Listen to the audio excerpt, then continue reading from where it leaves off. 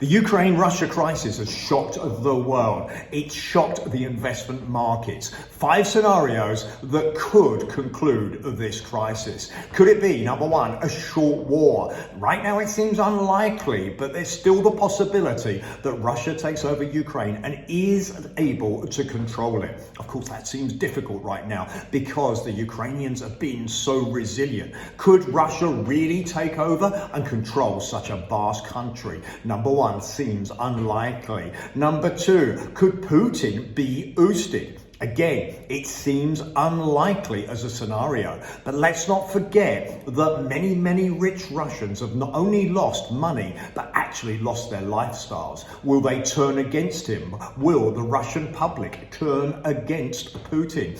Will they be able to make protests in such a country that is controlled by Putin? It is a possibility, and whilst many people would rule it out right now, it is actually a scenario that could happen. It's not going to happen immediately, but let's not forget, in a world of social media, people can see the pictures of what's happening in Ukraine. So whilst Putin may be able to talk through what he believes is the situation and what he is able to communicate for the reasons for it, and I'll give you the reasons that I think that he's actually chosen to take this particular action at the end of this video. But could he be ousted? And is the Russian people the only ones that can actually control this? It's unlikely right now, but it is a possibility, and it may be the only way that this is concluded. Could it be, number three, a long war? In other words, does Russian troops' morale go down? Already they've been ineffective in reaching their targets by comparison to what was said was going to happen by many commentators. The Ukrainians, as we've said, have been very resilient as individuals. Could it be a long drawn out war that you have separatists, you have people, freedom fighters, fighting for Ukraine, backed by arms that are supplied by other countries, continuing to fight? And could this be a long drawn out war? It's a possibility. And ultimately, you think the only conclusion again would be if there's a change of leadership, if there's a long war, actually with Putin again being finally removed. But it could take a long war before that actually occurs. Next, could there be a diplomatic solution? Number four, could there? Well, right now it seems unlikely. The sides are so far apart. So could there be a diplomatic solution? Well, as Russia starts and its economy starts to dive, will that have an effect on Putin? Will the Russian oligarchs put pressure on Putin and make him negotiate? Right now, again, a diplomatic conclusion seems unlikely, but it is a possibility.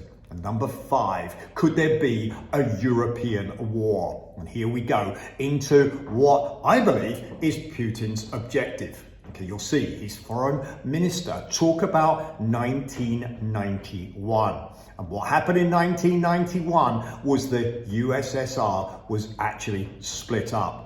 What they're saying is that Putin believes that the West has punished him, not treated Russia properly since that actually occurred.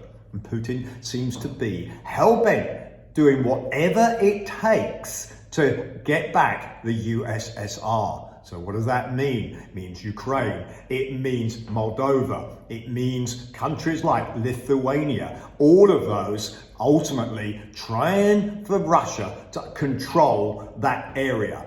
Okay, well, if that is the case, will there be a European war? Is there a point at some time where Europe steps in, and possibly even America, to actually say enough is enough? It's a frightening thought, but it is a possibility.